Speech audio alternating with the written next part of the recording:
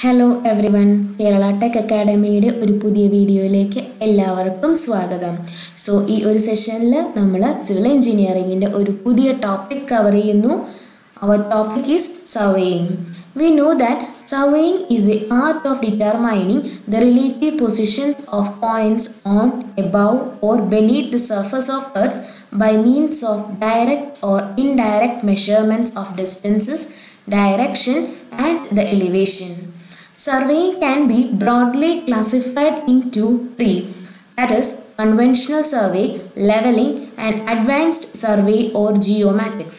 ഇതിൽ conventional survey എന്താണെന്ന് വെച്ച് കഴിഞ്ഞാൽ സാധാരണ രീതിയിൽ നമ്മുടെ ചുറ്റും നടക്കുന്ന ചെറിയ ചെറിയ സർവേ പ്രോസസ്സസ് ആണ് കൺവെൻഷണൽ സർവേയിൽ ഇൻക്ലൂഡഡ് ആയിട്ടുള്ളത്.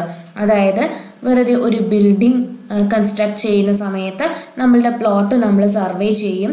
അതുപോലെ തന്നെ ഒരു പാർട്ടീഷൻ നടക്കുന്ന സമയത്ത് പ്ലോട്ട് നമ്മൾ സർവേ ചെയ്യും. അതുപോലെ വിൽക്കുക, വാങ്ങുക, അങ്ങനെയുള്ള ചില ബിസിനസ് ആവശ്യങ്ങൾക്കായിട്ടും നമ്മളുടെ പ്ലോട്ട് സർവേ ചെയ്യുന്ന ചില കേസസ് വരുന്നുണ്ട്. അത്തരത്തിലുള്ള സർവേസിനാണ് കൺവെൻഷണൽ സർവേ എന്നുള്ളത് കൊണ്ട് ഉദ്ദേശിക്കുന്നത്.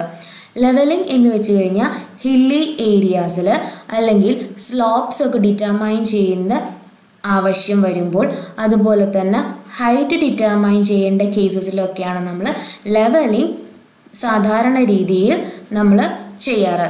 പിന്നെ അഡ്വാൻസ്ഡ് സർവേ ഓർ ജിയോമാറ്റിക്സ് എന്നുള്ളത് കൊണ്ട് നമ്മൾ ഉദ്ദേശിക്കുന്നത് എന്തെന്ന് വെച്ച് കഴിഞ്ഞാൽ അഡ്വാൻസ്ഡ് ആയിട്ട് ടെക്നോളജീസ് ഉപയോഗിച്ച് ചെയ്യുന്ന സർവേസ് ആണ് ഈ ഒരു കാറ്റഗറിയിൽ നമ്മൾ ഇൻക്ലൂഡഡ് ചെയ്തിട്ടുള്ളത്. അതായത് കഡസ്ട്രൽ സർവേ അല്ലെങ്കിൽ എനിമീസ് ബോർഡേഴ്സ്, നാഷണൽ ബോർഡർ, അതുപോലെ ഓഷ്യൻ ബോർഡേഴ്സ്, അവിടെയൊക്കെ ചെയ്യുന്ന സർവേസ് ആണ് advanced survey or geomatics. GIS പോലെയുള്ള ഹൈലി ബിഗ് ഇൻസ്ട്രുമെൻറ്റ്സ് അല്ലെങ്കിൽ ബിഗ് സിസ്റ്റംസ് ഉപയോഗിച്ച് ചെയ്യുന്ന സർവേസ് ആയിരിക്കും അധികവും ജിയോമാറ്റിക്സ് ഇൻക്ലൂഡ് ആയിട്ടുള്ളത്. So the surveying can be done on Earth. Now there is a question, what is the shape of Earth? The answer is geoid. Earthന്റെ ഷേപ്പിനെ നമ്മൾ oblate സ്ഫിറോയിഡ് എന്നും വിശേഷിപ്പിക്കാറുണ്ട്. So the question ചോദിച്ചു കഴിഞ്ഞാൽ ഓപ്ഷനിൽ ജിയോയിഡ് എന്നാണെങ്കിൽ നമ്മൾ we should choose the answer geoid and otherwise the option will be given as oblate spheroid. The next one, the equatorial diameter of Earth. The answer is 12756.75 kilometer. The next one, polar diameter. It is equal to 12713.80 kilometer. Now let us see what is the principle of surveying. ഇവിടെ നമ്മൾ not ചെയ്യണം. The question is or the point is the principle of surveying. The first one is location of a point by measurement from 2 points of reference. That is, the relative positions of the points to be surveyed should be located by measurement from at least 2 points of reference, the position of which have been already fixed. അതായത് already known ആയിട്ടുള്ള 2 പോയിൻറ്റ്സിന് with respect to നമ്മളുടെ survey stations locate ചെയ്യുന്ന ആ ഒരു method അല്ലെങ്കിൽ ആ ഒരു പ്രൊസീജിയറിനെയാണ് ദ ഫസ്റ്റ് പ്രിൻസിപ്പിൾ ഡിസ്ക്രൈബ് ചെയ്യുന്നത്. The second one is working from whole to part. This is a second ruling principle and whether the plain or geodetic is to work from whole to part. അതായത് ചെറിയ ഒരു portion മാത്രം നമ്മൾ consider ചെയ്ത് ആ ഒരു ചെറിയ പോർഷൻ്റെ ഡീറ്റെയിൽസ് എക്സ്റ്റെൻഡ് ചെയ്ത് നമ്മളുടെ ഹോൾ സർവേ ഏരിയയിലേക്ക് അത് എക്സ്റ്റെൻഡ് ചെയ്യുന്നു. അത്തരത്തിലുള്ള ഒരു മെത്തേഡ് ഫോളോ ചെയ്യുന്ന പ്രിൻസിപ്പിളാണ് working from whole to part. Now let us see the primary classification of surveying. It is classified into plane survey and geodetic survey. In case of plane survey, the curvature of Earth is neglected and it is adopted if the area is less than 258 kilometers square and 2 points are connected by means of straight lines. But in case of geodetic survey, the curvature of Earth is considered. That is, the 2 points are connected by means of curved lines. The geodetic survey is mostly adopted when the area is greater than 258 kilometers square അല്ലെങ്കിൽ unlimited area നമുക്ക് geodetic survey വെച്ചിട്ട് അല്ലെങ്കിൽ geodetic survey method വെച്ചിട്ട് നമുക്ക് measure ചെയ്യാൻ പറ്റും. Now the classifications. The first classification is based on the nature of field survey. It can be classified into land surveying, marine of hydrographic surveying and astronomical survey. ഇതിൽ land surveying നമുക്ക് മൂന്ന് തരത്തിൽ classify ചെയ്യാം.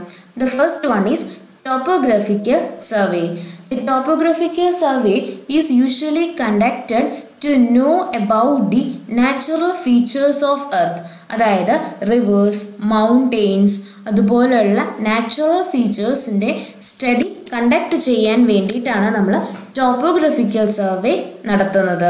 Cadastral survey means here the surveys are related to boundaries. അതായത് individual പ്ലോട്ട്സിൻ്റെയൊക്കെ boundary നിശ്ചയിക്കാൻ വേണ്ടി നടത്തുന്ന സർവേസ് ആണ് cadastral survey. The next one is city survey. In case of city surveying, public water supply lines, sewer lines, അതുപോലെ റോഡ്സിൻ്റെ layout അത്തരത്തിലുള്ള സർവേസിനെയാണ് city surveying എന്ന് പറയാം. The next one is marine survey or marine or hydrographic surveying. In case of marine or hydrographic surveying, the survey is completely related to water. ഓഷ്യൻസിലൊക്കെ വരുന്ന സർവേസിനെയാണ് marine or hydrographic surveying എന്നുള്ളത് കൊണ്ട് ഉദ്ദേശിക്കുന്നത്. Then last one is astronomical survey. Now let us see the classification based on the object of survey. It is classified into engineering survey, military survey, mine survey, geological survey and the archaeological survey. In case of engineering survey, the survey is completely based on the building, dam, road, canal constructions. The next one is military survey. It is mostly done to establish the line of control or the points of strategic importance. The next case is mine survey. The mine survey is mainly done to explore the mineral wealth. The next one is geological survey. In case of geological survey, it is done to know more about the layers of earth. In the last one, archaeological survey, it is mainly done to know more about the underneath relics of antiquity. Now, the next classification is the classification based on instruments used. It is classified as chain survey, traverse survey, tachyometric survey, photographic survey, theodolite survey, triangulation survey, plane table survey and the last one aerial survey. ഇതിൽ ഏറ്റവും കൂടുതൽ important ആയി നമുക്ക് പഠിക്കാനുള്ളത് it is chain survey. ഈ ഫിഗറിൽ ചെറിയ ഒരു ചെയിൻ കാണിച്ചിട്ടുണ്ട്. സാധാരണ നമ്മൾ യൂസ് ചെയ്യുന്ന ഒരു മെട്രിക് ചെയിനും അതിൻ്റെ കൂടെ നമ്മൾ എടുക്കാറുള്ള ആരോസിൻ്റെയും ഫിഗറാണ് ഇതിൽ കാണിച്ചിട്ടുള്ളത്. So the chain survey is mainly done or the measurements are taken by using chain. Chain survey is mainly carried out for small areas and it is mostly preferred in case of leveled grounds. So principle of survey എന്തെന്നുള്ളത് നമ്മൾ രണ്ടെണ്ണം പഠിച്ചു. പക്ഷേ here we are going to know what is the principle of chain survey. The answer is triangulation. അതായത് നമ്മൾ measure ചെയ്യാൻ പോകുന്ന ഒരു പ്ലോട്ടിനെ ഒരുപാട് ട്രയാങ്കിൾസ് ആയി ഡിവൈഡ് ചെയ്ത് ഓരോ ട്രയാങ്കിൾസിൻ്റെയും ഏരിയ കണ്ടുപിടിച്ച് at last total area is computed. അത്തരത്തിലുള്ള സർവേസിനെയാണ് നമ്മൾ ട്രയാങ്കുലേഷൻ സർവേ എന്നുള്ളത് ഉദ്ദേശിക്കുന്നത്. Now the types of chain. It is broadly classified into metric chain and non-metric chain.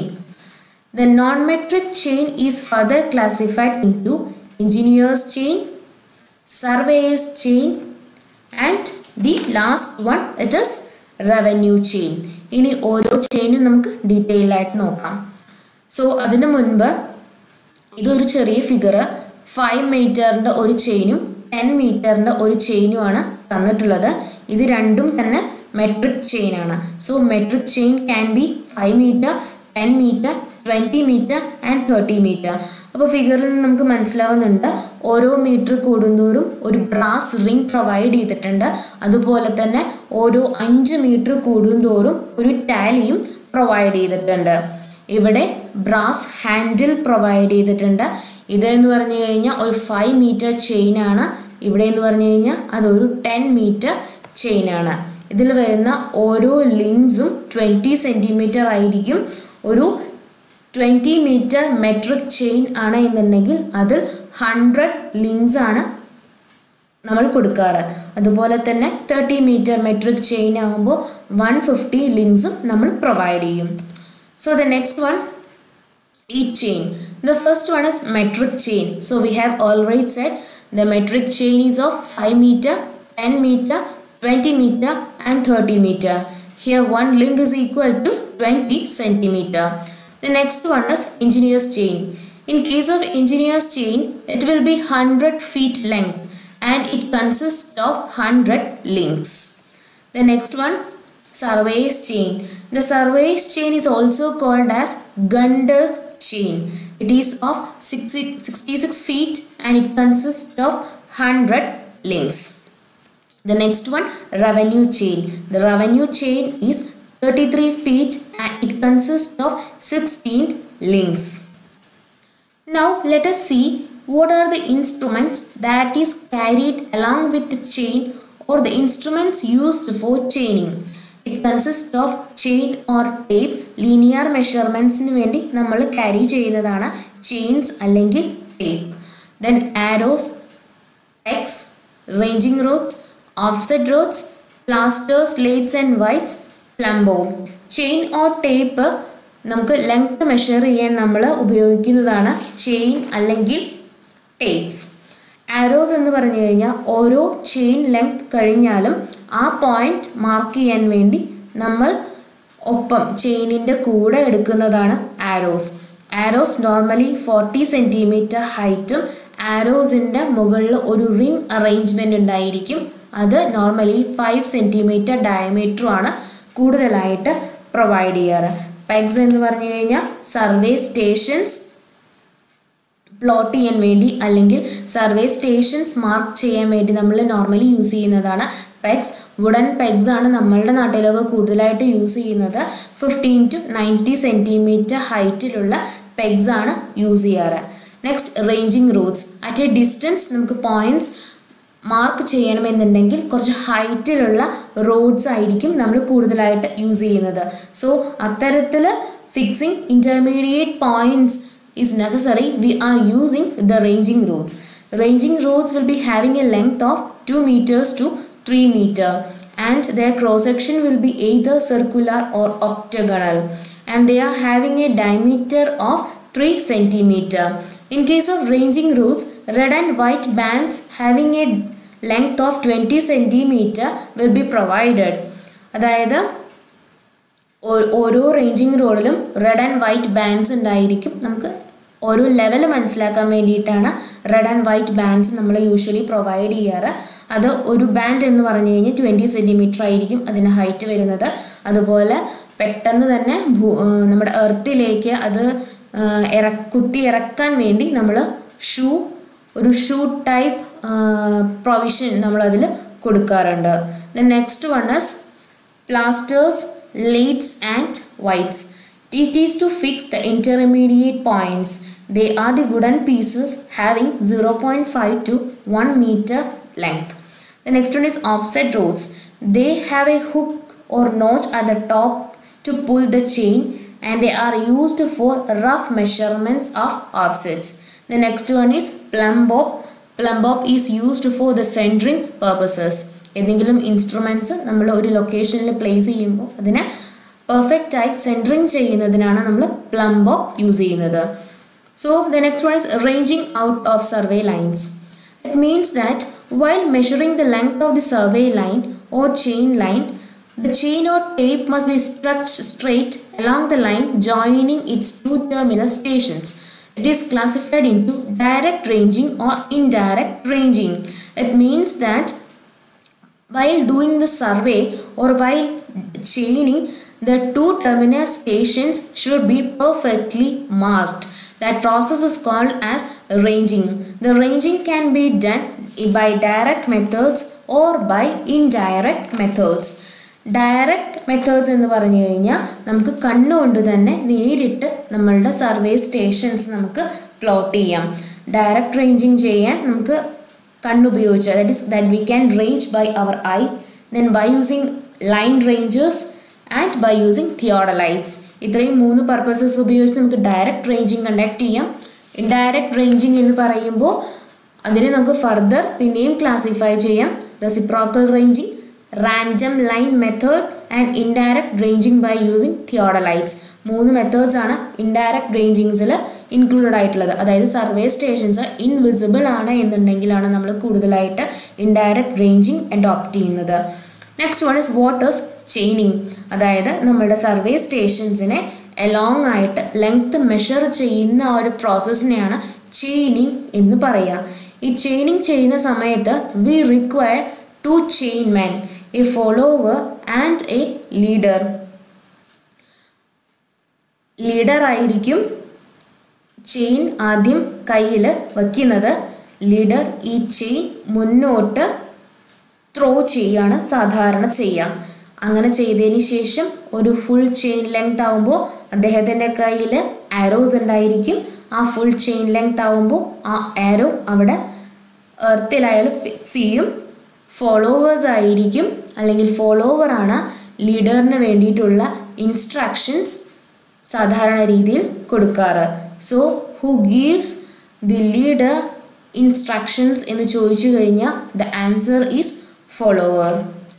Now the survey stations. A survey station is a prominent point on the line and can be either at the beginning of the chain line or at the end. Each station is known as main station.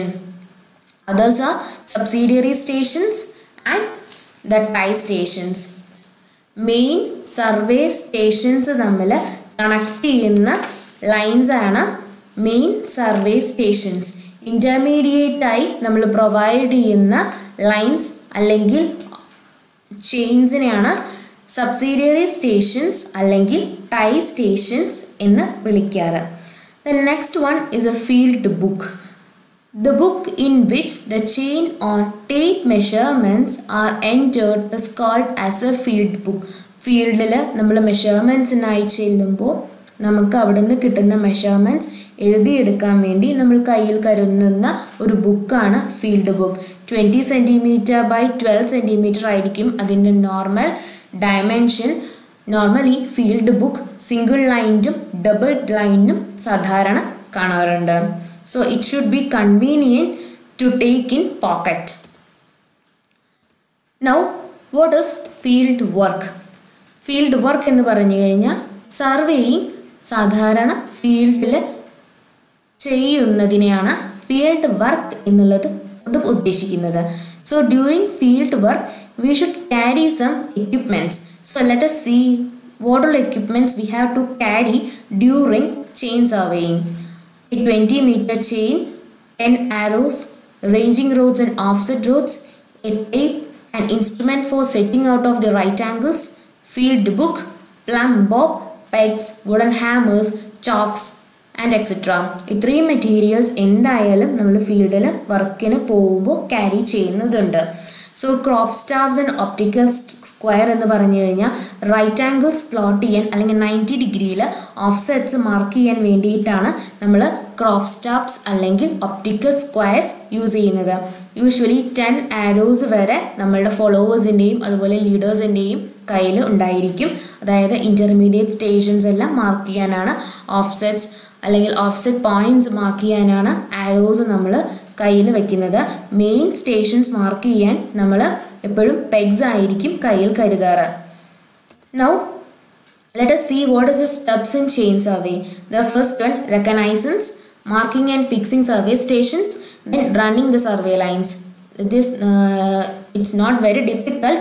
The first one is reconnaissance. അതായത് നമ്മളൊരു ഫീൽഡിൽ survey ചെയ്യുന്നതിന് മുൻപ് ആ ഫീൽഡിൽ ചെന്ന് അവിടെ എന്തെങ്കിലും ഡിസ്ട്രക്ഷൻസ് ഉണ്ടോ എന്നോ, അല്ലെങ്കിൽ ഗ്രൗണ്ട് ലെവൽ ആണോ എന്നോ, അല്ലെങ്കിൽ നാച്ചുറലി എക്സിസ്റ്റിംഗ് എന്തെങ്കിലും ഫീച്ചേഴ്സ്, അതായത് റിവേഴ്സോ അല്ലെങ്കിൽ വെൽസോ പോൺസോ അങ്ങനെ എന്തെങ്കിലും ഉണ്ടോ എന്നൊക്കെ നോക്കുന്നതിനാണ് നമ്മൾ റെക്കഗ്നൈസൻസ് എന്ന് പറയുക. It is nearly or it is purely done by using our naked I.